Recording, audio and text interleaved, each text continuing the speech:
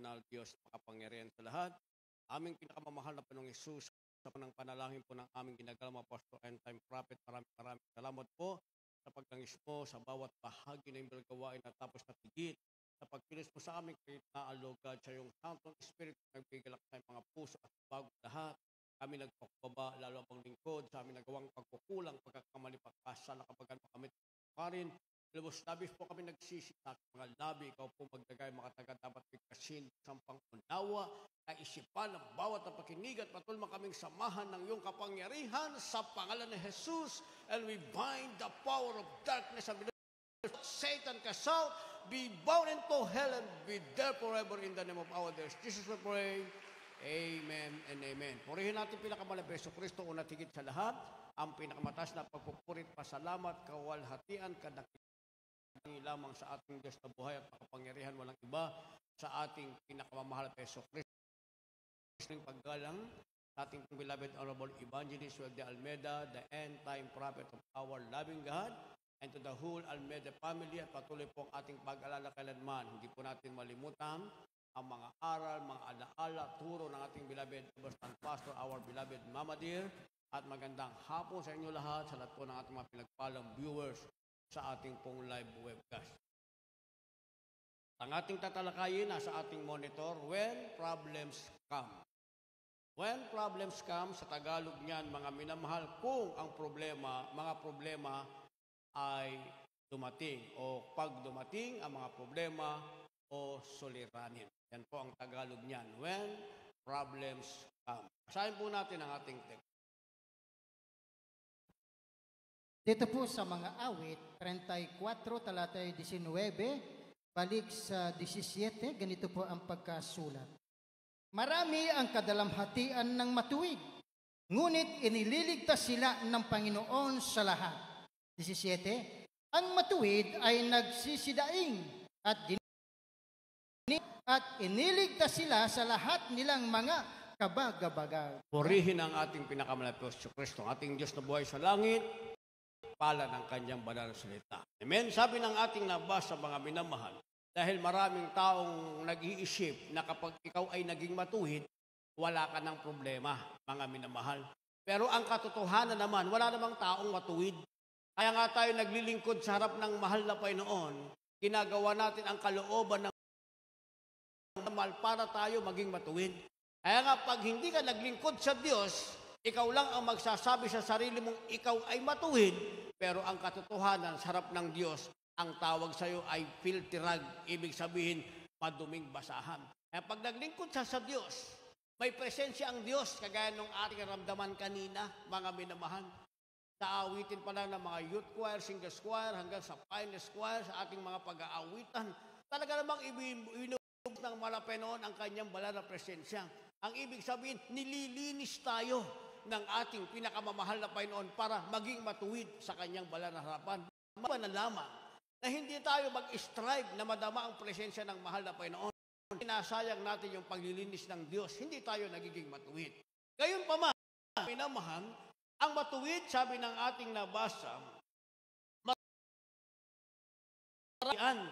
ngunit iniligtas ng Panginoon sa so, dumating man yung mga problema, mga minamahal, pag ikaw ay matuwid sa harap ng Diyos, dumadating lang ang problema.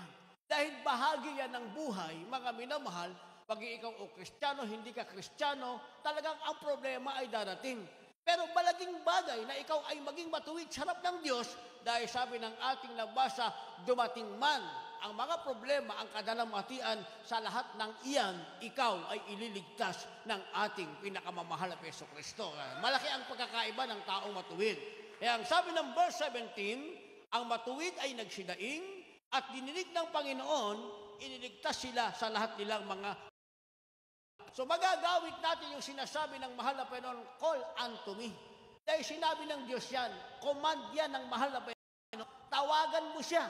Kaya sabi ng ating nabasa, pag dumaing na ang matuwid, dinidinig siya ng mahal na Panginoon, yung kanyang kabagabagan inaalis ng ating pinakamamahal na Panginoong Kristo. Kaya nga, when problems come, sigurado natin tayo matuwid sa harap ng mahal na Panginoon. Pero sa banal na kasulatan, mga minamahal, merong dalawang tao na dumating sa kanila ang problema. Titignan natin ngayon, mga minamahal, kung ano ang kanilang pagkakaiba. Ang unang tao, si Paraon, mga minamahal. Sa dako ng Egypt, sa Ehipto, napakayaman ni Paraon. At tunayan, millions of Israelite, alipin lang nila, mga minamahal. Dahil sa kayamanang may hawak si Paraon, kahit ng millions pa Israelite na kanilang mga slave, mga alipin lamang kaya niyang pakainin. Kaya niyang magtayo ng malalaking gusali sa kanilang kapanahunan. Marami siyang kabayuhan, mga minamahal. Marami rin siyang sundalo.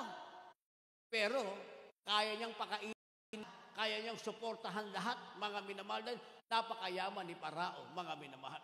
Pero ang kayamanan niya, ang lahat ng meron siya, mga minamahal, merong isang mahalagang bagay niya.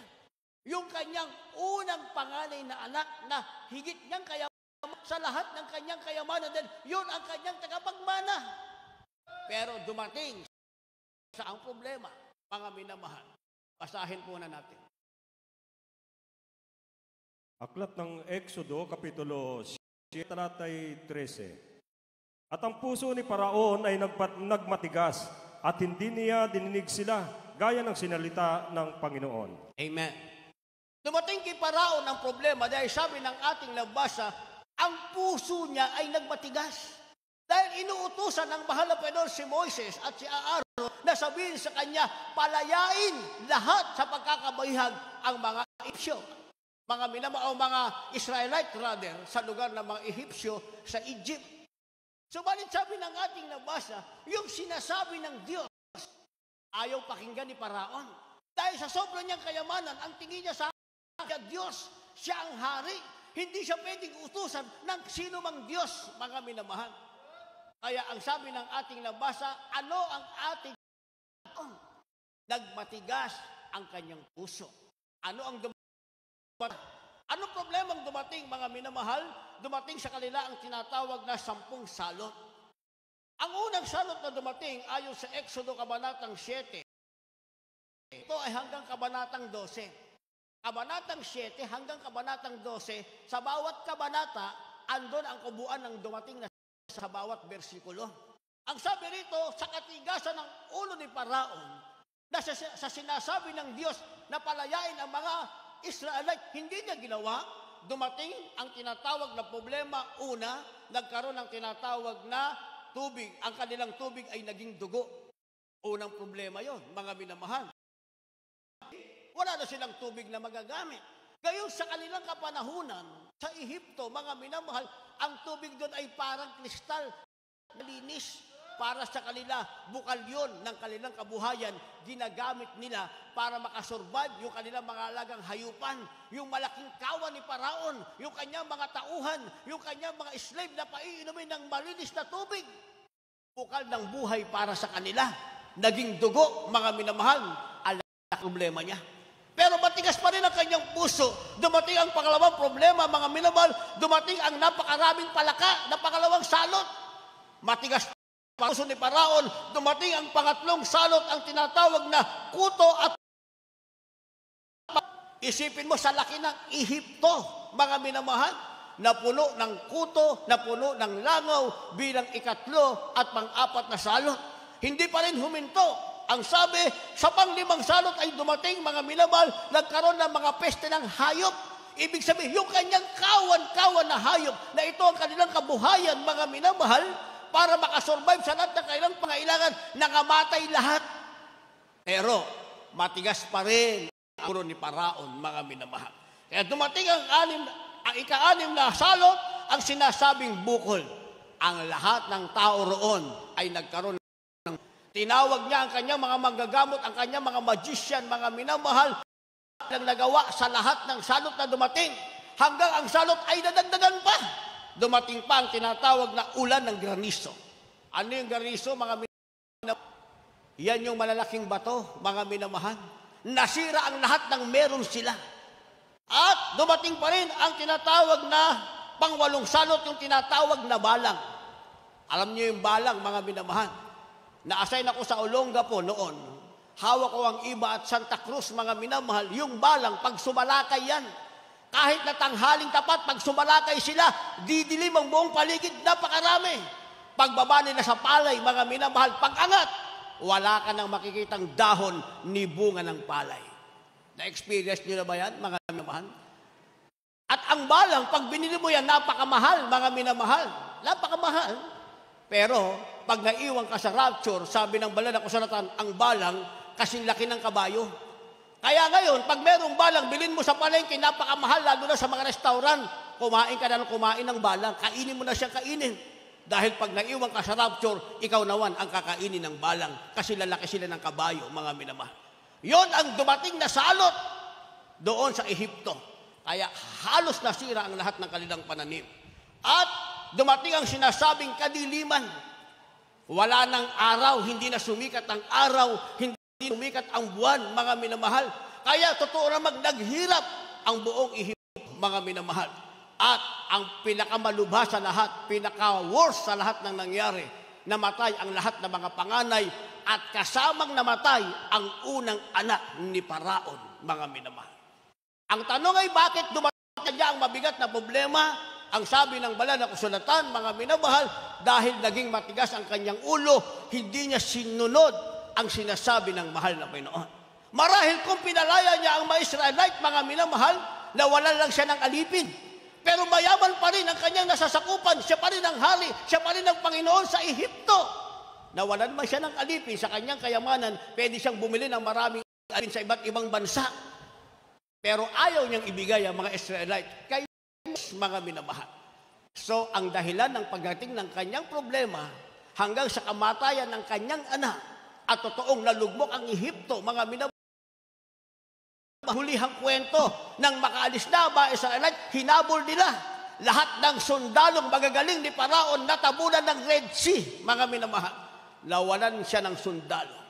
Wala ng Israelite na alipin, nawalan palang sundalo, naghirap ang bansang Ehipto, mga minamahal. Grabe ang kalungkutan ni Paraon. Dumating ang problema, bakit? Sabi ng ating nabasa, sa katigasan ng kanyang ulo. Naintindihan niyo? Pero sa buhay ni Job, mga minamahal, dumating din ang problema. Ano ang ginawa ni Job, mga minamahal, nung dumating ang problema? Basahin natin. Dito po sa Job, 1 hanggang 22, ganito po ang pagkasulat. Nang magkagayon, bumangon si Job at hinapak ang kanyang balabal at inahitan ang kanyang ulo at nagpatira pa sa lupa at sumamba. At sinabi niya, hubad akong lumabas sa bahay bata ng aking ina at hubad na babalik ako roon. Ang Panginoon ang nagbigay at ang Panginoon din ang nag-alis. Purihin ang pangalan ng Panginoon. 22, sa lahat ng ito ay hindi nagkasala sa Job, ni inari man mangmang ang Diyos. Amen. Naintindihan natin yon, mga minamahal. Sa buhay ni Job, dumating din ang problema. Samantalang sa buhay ni Paraon, si Paraon dumating ang problema sa kanyang ulo, ayaw sumunod sa utos ng Diyos. Samantalang si Job, nang dumating ang problema, hindi niya sinisi ang Diyos, mga minamahal. Sabi ng ating nabasa, kung babasahin natin ang kompletong kasaysayan, ang sabi ng kanyang asawa, itakwil mo na ang Diyos mo sapagkat ikaw ay mamamatay. Bakit asawa niya yon? Si Job, mga minamahal, isang taong mainit maglingkod. Sayan, binabantayan niya yung kanyang mga anak, mga minamahal. Pag nagkaroon ng tinatawag na shortcoming o pagkukulang ang kanyang anak, si Job mismo ang naghahandog ng alay, yung offering, para patawarin ng mahal na Panginoon yung kanyang mga anak. Siya mismo sa kanyang sarili, ayaw na ayaw niyang magkasala sa harap ng mahal na Panginoon. Pero dumating sa kanyang buhay ang problema. Ang problema niya, mga minamahal, yung kanyang mga baka, lahat ay kinamkam, pinatay, pati yung kanyang mga tauhan. Yung kanyang mga asno, mga minamahal, kanyang mga tupak, kamelyo, at yung kanyang 10 anak, namatay sa tinatawag na tsunami sa panahon nila, mga minamahal. Amen? Ano nangyari, mga minamahal, kay Paraon? Binabalik-balikan natin, dumating sa kanya ang pandemic, ang walang hanggang kahirapan. Very worse. Sinasabing worsen, mga minamahal. Pinakapangit na kalagayan. Dumating ang pandemic kay Paraon. Pero hindi niya nakilala ang Diyos na makapangyarihan.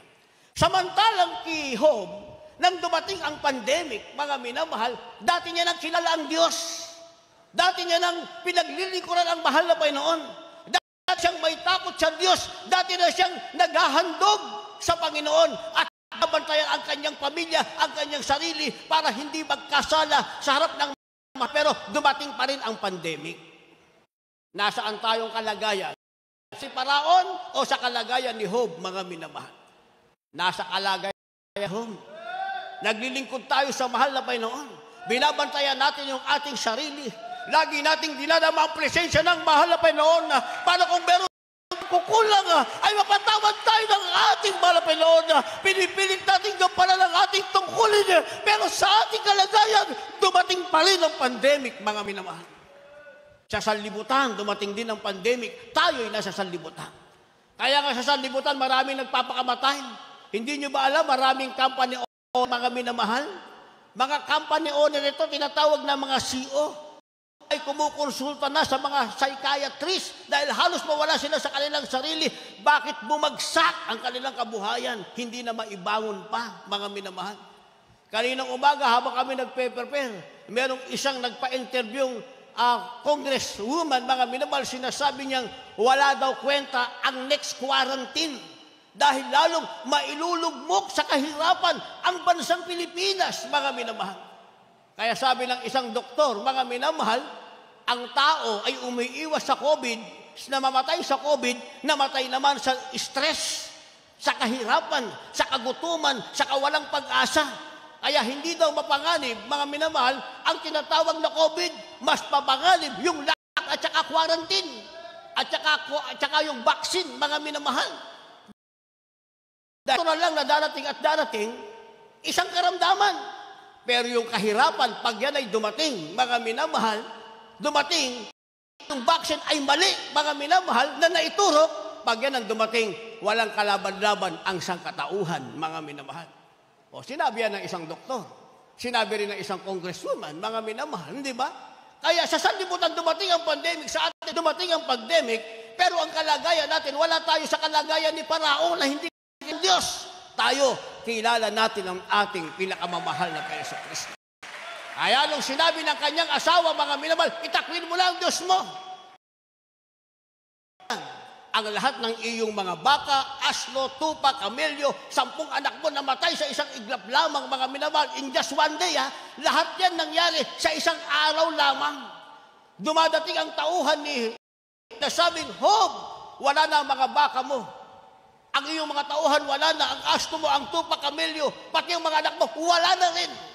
Ang natira si Job at yung kanyang isang suwail na asawang nagsasabing, itakwil niya ang Panginoon. Pagdating ng problema, itinakwil ba ni Job ang Panginoon? Pinangbalala ng kasulatan nang sinabi ng kanyang asawa na itakwil mo ang Panginoon at ikaw ay hangal na babae. Ang ibig niya sabihin, foolish woman. Ikaw ba'y marunong lamang magpasalamat sa Panginoon sa mabuting bagay? Ako'y lumabas sa bahay bata ng aking ina na wala. Babalik din akong wala. Ang sabi ng mahal ng banal na kasulatan, sa lahat ng bagay na yon, si Job ay hindi nagkasala.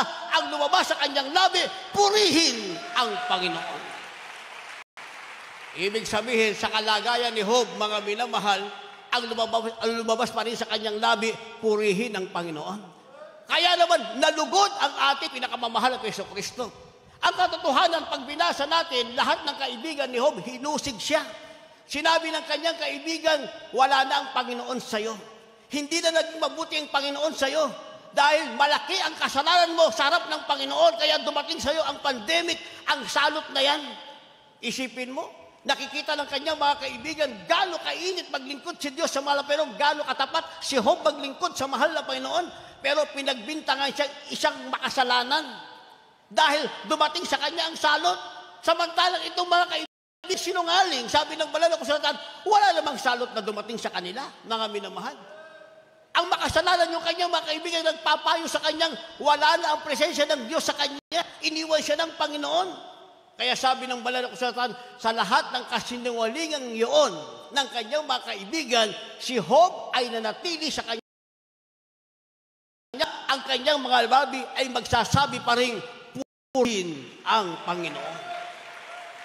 Magandang basahin ng kasaysayan ho, pero mahaba. Sinorkat ko lang sa inyo, mga minamahal. Dahil sa salitang yun, nalugod ang ating mahal na Jesucristo. Kaya yung pandemic kay Job, yung problemang dumating sa kanya na mahal, ni-reverse ng ating pinakamahal na Jesucristo. Pinalitan. Ano ang nangyari, mga minamahal? Yung kanyang baka na namatay, pinalitan ng 14,000 na baka ng ating pinakamamahal na Panginoon. Isipin mo, sabihin natin, 7,000 ang baka niya, na doble. Naging 14,000, mga minamahal. Yung asno niyang namatay, mga minamahal, sabi ng banal na kasulatan, pinalitan ng 1,000 inahing asno ng ating pinakamamahal at Jesucristo. Sabihin natin, meron lang siyang 500, pero 1,000 inahing asno ang pinalit ng ating mahal na Panginoon. Yung kanyang tupang namatay, mga minamahal, o yung kanyang baka na namatay, ay pinalitan ng 2,000 baka ng ating mahal na Panginoon. At yung kanyang kamelyo, mga minamahal, na namatay lahat, ay pinalitan ng 6,000 kamelyo ng ating pinakamamahal na Jesucristo. At yung kanyang mga anak na namatay, pinalitan ng mahal na pang magaganda, makikinis, mga minamahal, walang kapintasang mga anak ng ating pinakamamahal na Jesucristo. Kaya yung kanyang kaibigan, nagturo sa kanya ng kasinungalingan at siya'y pinagbintangan na malaki ang kasalanan sa harap ng Diyos, kaya dumating ang problema at pandemic na halos kanya na lamang kamatayan. Bakit? Isipin mo, nawala na siya ng pamilya. Nawala na. Ang natira, isa na lamang asawang gusto pang ipatakwil ang mahal na Panginoon. Wala na siyang kakainin. Wala na siyang magandang damit, kausuotan, wala nang tahanan. Ang suot minamahal ay sako. Ang nakalagay sa katawan niya, dati mamahaling puro bukol. Mula sa ulo hanggang paa, yon ang nasa katawan ni Job, mga minamahal. Pero sabi ng banal na kasulatan, si Job ay nanatiling, ang Diyos ay mabuti para sa kanya. Kaya't sinabi niyang, purihin ang Panginoon. Pagkatapos noon, mga minamahal, nakita ng mahal ng kanyang katapatan, ibinigay ng mahal ang lahat ng nawala sa kanya ng 2 beses na doble, mga minamahal. Ay yung mga sinungaling niyang mga kaibigan, nakita na si Job pala ay pinagbibintangan nilang nagkasala. Ang totoo, dumaan lamang sa pagsubok si Job nang dumating ang problema sa ating pinakamamahal na Jesucristo. Kaya sabi ng banal na kasulatan, mga minamahal, ang Diyos ay may tinig. Pag napakinggan natin ang Diyos, anong mabuti para sa atin? Gayahin si Paraon o gayahin si Job? Basa. Aklat ng Hebreo, Kapitulo 3, ang talatay 15. Samantalang sinasabi, ngayon, kung marinig ninyo ang kanyang tinig, huwag ninyong papagmatigasin ang inyong mga puso na gaya ng sa pagmumungkahi. Amen. Supporting verse, Psalms, basa. Sa mga awit, 34, talatay 13 at 14, ganito po ang pagkasulat. Ingatan mo ang iyong dila mula sa masama at ang iyong mga labi sa pagsasalita ng karayaan. Lumayo ka sa kasamaan at gumawa ka ng mabuti. Hanapin mo ang kapayapaan at hahabulin mo. Amen. Lahat magsabi ng praise the Lord. Yung ating nabasa, hindi ginawa ni Paraon. Yung ating nabasa, ang gumawa ay si Job. Sabi ng ating nabasa sa Hebreo, Kabanatang 3, talatang 15, mga minamahal, ngayon kung marinig mo ang kanyang tinig, huwag mong pamagmatigasin ang iyong mga puso. Kapag narinig natin ang tinig ng Diyos, si Paraon matigas ang kanyang puso sa tinig ng Diyos, dumating ang pandemic, problema hanggang kamatayan, hindi na siya nakabawi. Samantalang si Job, na natili sa tinig ng Panginoon na kanyang sinusunod hanggang kahirap at malapit na sa kamatayan, sinasabi pa rin niyang purihin ng Panginoon, pinagpala siyang lubos ng ating pinakamamahal na Jesucristo. Kaya nilagyan natin ang supporting verse. Ang sabi ng ating nabasa sa Psalms 34, verse 13, kung hindi maging matigas ang ating puso, upang hindi maging matigas ang ating puso, at dinggin natin ang tinig ng Diyos, ang sabi ng verse 13, ingatan mo ang iyong dila mula sa masama at ang iyong labi sa pagsalita ng karayaan. Kaya si Paraon, mga minamahal, sinasabi niya kay Moses, sinong Diyos ang sinasabi mo? Sino ang nagsugo sa'yo? Walang masabi si Paraon. Ang sabi lang ng mahal na Panginoon, paano pag tinanong ako? Sabi mo, isinugo ka ng ako nga. Kaya sinabi ni Moses, isinugo ako ng ako nga. Hindi kayang tanggapin, mga minamahal, ni Moises, ni Paraon, yung sinasabi ni Moses, na ang nagsugo sa kanya, nagsasabing, I am that sent you. Hindi matanggap, mga minamahal, dahil ang alam ni Paraon, siya, mga minamahal, ang Panginoon sa kanyang kapanahunan. Kaya hindi naging maingat ang kanyang dila. Nagsasalita siya ng pamusong sa makapangyarihang Diyos na ang pangalan ay ako nga. I am that I am. Kaya sinalot siya ang pandemic niya, walang mga minamahal. Samantalang si Job, yung kanyang mga labi ay naging maingat sa kanyang malapit ng mamatay na kalagayan na grabing kahirapan, mga minamahal, ang sinabi ng kanyang labi ay papuri pa rin sa ating pinakamamahal na Yesu Kristo. Sabi ng verse 13, ingatan mo yung dila mula sa masama at iyong labi sa pagsalita ng karangyaan, lumayo ka sa kasamaan, gumawa ka ng mabuti, hanapin mo ang kapayapaan at habulin mo. Si Paraon, ang hinabol niya mga Israelite, hindi siya gumawa ng mabuti. Hinabol niya mga Israelite upang patayin lahat, mga minamahal. Ang nangyari, nangabuhay ang lahat ng Israelite, nakatawid sa Red Sea, pero lahat ng kanyang tauhan nangamatay, nawalan siya ng kapayapaan, mga minamahal. Amen? Samantalang si Job, mga minamahal, gumawa siya ng mabuti. Ang mabuti niyang ginawa, hindi niya pinakinggan ang kasinungalingang sinasabi ng kanyang mga kaibigan na iniwan na siya ng Panginoon. Hindi niya pinakinggan yung panunot niya sa kanyang sinasabing siya'y isang makasalanan sa harap ng Diyos dahil alam niya kung sino siya sa kanyang pinaglilingkuran. Ang mabuting Job, hindi niya pinakinggan na sinasabi ng kanyang asawang itakwil ang Panginoon at mamatay. Ang sabi, gumawa siya ng mabuti, hinabol niya ang kapayapaan, kaya naman lubos siyang pinagpala ng ating mahal na Panginoon. So ganyan ang ating kalagayan. And finally, sabi ng banal na kasulatan, ang Panginoon, ang mata ng Panginoon ay magiging nasa atin sa mahabang pandemic pang dadaan at sa marami pang bariyat na dadaan, anumang pagsubok na dadaan, mga problemang dadaan, na nanatiling ang mata ng Panginoon, kanyang mga anak, sapagkat sila ay kabilang sa mga tinubos ng mahal. Last verse, maghanda ating manugtog, mga magpaawit, hindi masayang ating oras. Aklat ng mga awit, Kapitulo 34, ang talatay 15 at 15. Ang mga mata ng Panginoon ay nakatitig sa mga matuwid, at ang kanyang mga pakinig ay nakabukas sa kanilang daing. 22, tinutubos ng Panginoon ang kaluluwa ng kanyang mga lingkod, at wala sa nagsisipagkanlong sa kanya ay kikinanling may sala. Purihin ang ating mahal na Panginoon. Amen? Yun lang ang mata ng mahal na Panginoon ay nasa iyo. Pinagpala ng mahal na Panginoon dahil ang nakatitig sa iyo ay hindi ang mata ng kaaway, hindi ang mata ng problema, hindi ang mata ng pandemic, hindi ang mata ng mga virus, mga virus na darating, mga minamahal, kundi ang mata ng Panginoon ang nakatitig sa iyo. At ang sabi rito, mga minamahal, tinubos ka ng Panginoon, ang kaluluwa mo ay tinubos ng Panginoon, at ikaw ay hindi kikilalaling may sala. Ang ibig sabihin, sa harap ng Diyos, ikaw ay mananatiling matuwid. Ang sabi, ang matuwid ay maraming kadamhatian na dapat iniligtas ng Panginoon sa lahat ng iyon. Tayong lahat ay tumayo, umawit sa ating pinakamalapit Kristo.